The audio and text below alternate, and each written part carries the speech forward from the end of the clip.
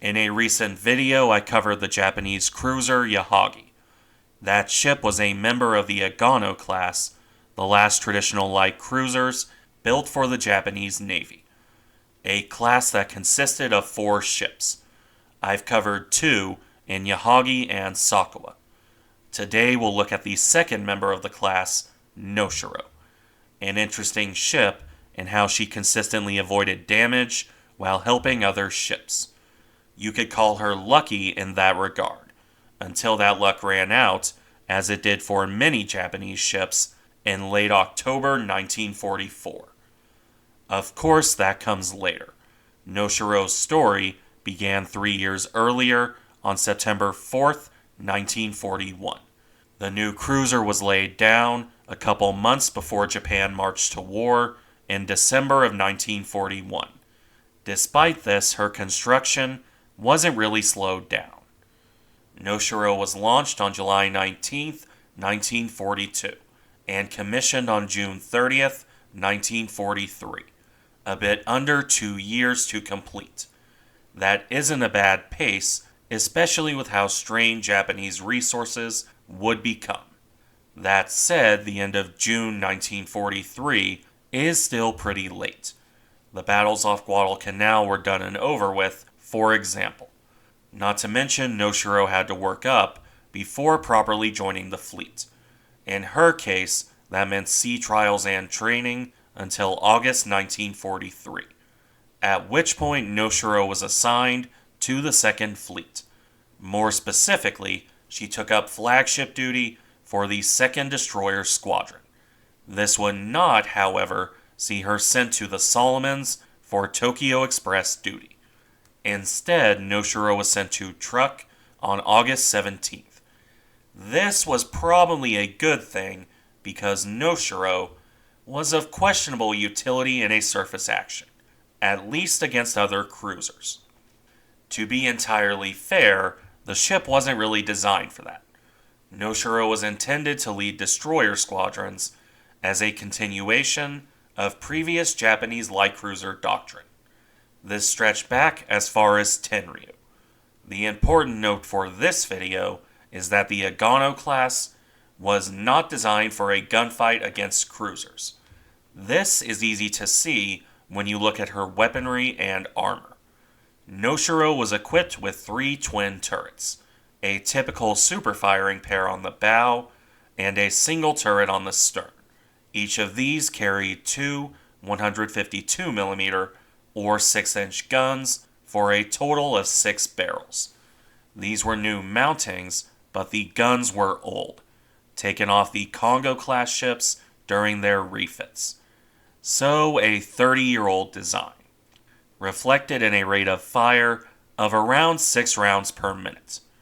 As for the secondary battery, that was 4 80mm guns in 2 twin mounts, one on either side of the bridge, with the rest of the guns rounded off by the usual 25mm battery, and the less usual twin 13mm machine guns, starting out with 2 triple 25mm mounts, but this would be increased over the course of her career, while the 2 twin 13mm mounts would eventually be removed. Of course, the real punch for Noshiro came from her torpedoes, 2 quadruple mounts, both on the center line beneath the aviation facilities, which were there to support 2 floatplanes. The cruiser also had the ability to carry depth charges and mines. Now, the armor protection for its part was not impressive, a maximum of 60mm or 2.4 inches on the belt, and 20mm or just under an inch on the deck.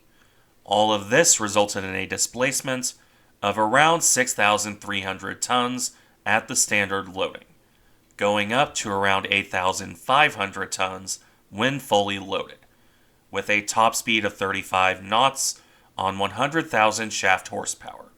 This cruiser was quite sufficient for engaging enemy destroyers, aside from her slow rate of fire. But against other cruisers, well, it probably is best for Noshiro that she was sent to Truk for her first mission. a mission that followed the usual pattern for this point of the war. Noshiro joined up with the combined fleet and remained in Truk for about a month. She only sortied on September 18, 1943, when the Japanese set out as a response to American air raids on the Gilbert Islands. However, this came to nothing. The Japanese failed to spot the American carriers and returned to Truk empty-handed on September 25th. This wasn't unusual. The Japanese made a couple attempts to catch American raids, but they never came to anything. In fact, another attempt came a month later. In response to reports about a planned raid on Wake Island, the Japanese set out again.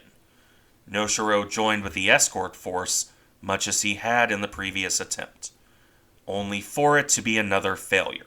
The Japanese set up a position 250 miles south of Wake on October 23rd, and found nothing. So once more, the fleet returned to Truk empty-handed. This time, the cruiser wouldn't be there for long, because in November, the Americans landed on Bougainville. This escalation in the Solomons campaign prompted a Japanese response. Noshiro left Truk alongside heavy cruisers to sail for Rabaul.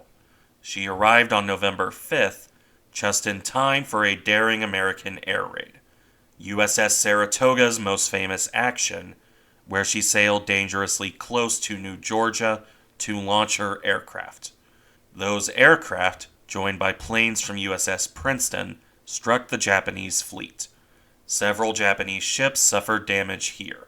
The heavy cruisers, Atago, Takao, Maya, Mogami, and Chikuma, along with Agano and 2 destroyers. Noshiro was also technically hit, but it was a dud torpedo that hit her side. In the aftermath, Noshiro was sent out with Agano, which had suffered light damage, to try and hunt the Americans down. They left on November 6th and returned on November 7th as the Japanese realized how bad an idea that was.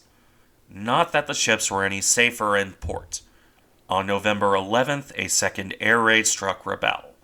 This one saw Noshiro strafed, but still escaping with minimal damage.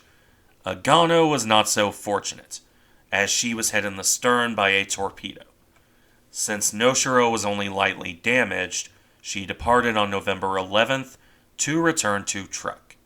However, the ship turned back around in short order, because Agano, after emergency repairs, had set sail on November 12th, only to be torpedoed by USS Scamp the very same day.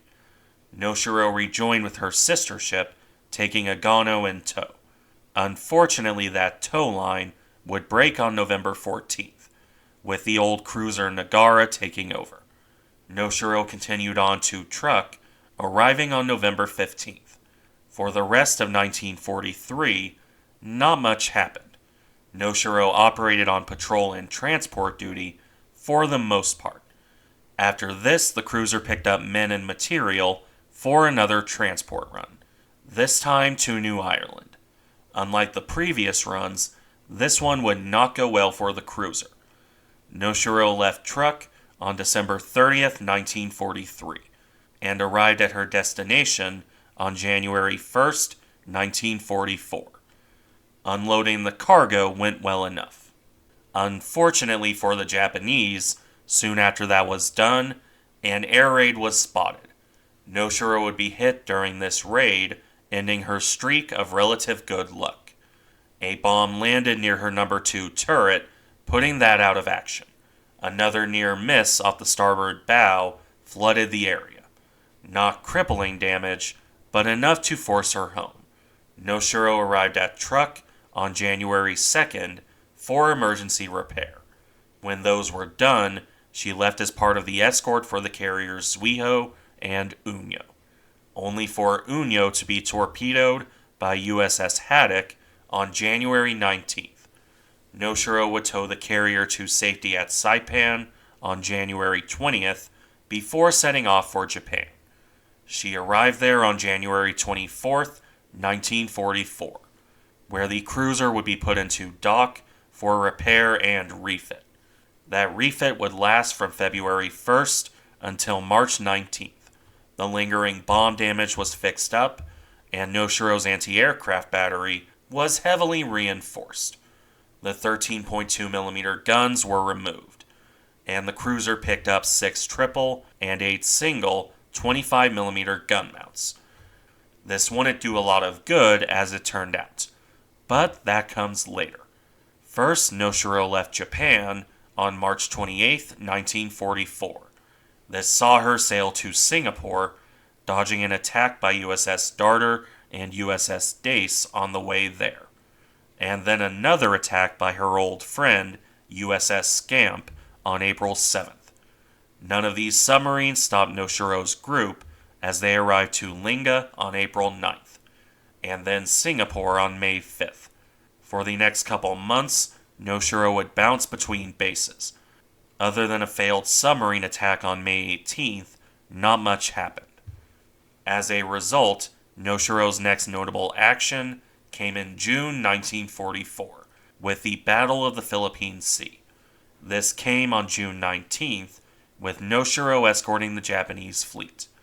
In this, she came out undamaged. Her luck continued to hold out, aside from that one bombing. With the defeat of the Japanese attack, however, Noshiro returned home, arriving back in Japan by June 24th for a final refit. This mostly focused on adding more 25mm guns. Her total at the end of the refit reaching 48 barrels, 10 triple and 18 single mounts. The cruiser also gained radar at the same time. With this new equipment, Noshiro left Japan for the final time on July 8, 1944. She sailed back for Singapore and Linga, arriving on July 19th. Noshiro would remain in that area until October 17th. Those months were spent on training and patrol as the Japanese prepared for their final attempt at a decisive battle. That, of course, being the Battle of Leyte Gulf in late October of 1944. In this action, Noshiro was part of the center force. In the attacks by USS Darter and Dace on October 23rd, the cruiser avoided damage. The same held true during the Battle of the Philippine Sea on the 24th. Noshiro wasn't hit during the air attacks, while Musashi was sunk and other ships were damaged. That luck partially ran out on October 25th, 1944. During the Battle off Samar, Noshiro would engage Taffy 3. During this battle, the cruiser was in the thick of it. At multiple points, her guns would engage both American carriers and destroyers, with the cruiser's captain, according to Lundgren, claiming 2 hits on USS Hull. At other points in the action, Noshiro fired on other ships, from Johnston to the carriers. Older sources will cite hits on White Plains, but Lundgren makes no note of this. She might have fired on White Plains, but Noshiro landed no hits. Similarly, she's often cited as joining in on the sinking of USS Gambier Bay. Through all of this, Noshiro evaded damage, at least during the initial action. That luck would run out during the Japanese retreat. The cruiser suffered 2 near misses on the port stern. This opened 2 fuel tanks to the sea and damaged the port outboard shaft. It didn't slow her down, and Noshiro avoided any more damage on the 25th. On October 26th, well, that would change. Around 8 a.m., Noshiro was targeted by a massive airstrike. This would see a direct hit near her number 2 turret at 8:45. This set off some fires. 2 minutes after that, at 8:47, Noshiro spotted torpedoes. One of these would hit at 8:52, flooding the number 1 and number 3 boiler room. Soon after, the number 2 boiler room flooded as well, along with the port engine room. By 10 a.m., Noshiro had a list of 29 degrees and had lost all power. Counter-flooding did lower the list to 8 degrees, but that wasn't enough. At 10:39, Noshiro was hit by a second torpedo, right next to her already damaged second turret. This was the final blow. By 11 a.m., the ship was sinking fast. The captain ordered the crew to abandon ship, and not a moment too soon. Noshiro slipped beneath the waves at 11:13 a.m. on October 26, 1944. 328 of the crew were picked up. Captain Kajiwara was not among them, at least according to Lundgren. Combined Fleet cites the captain being rescued, although that's an older source. Either way, this is where Noshiro's story came to an end. A ship that led a relatively charmed life until it all came crashing down, as it did for many ships that week in October 1944. Thank you for watching. Remember to like, comment, and subscribe if you enjoy the content, and I'll see you in the next one.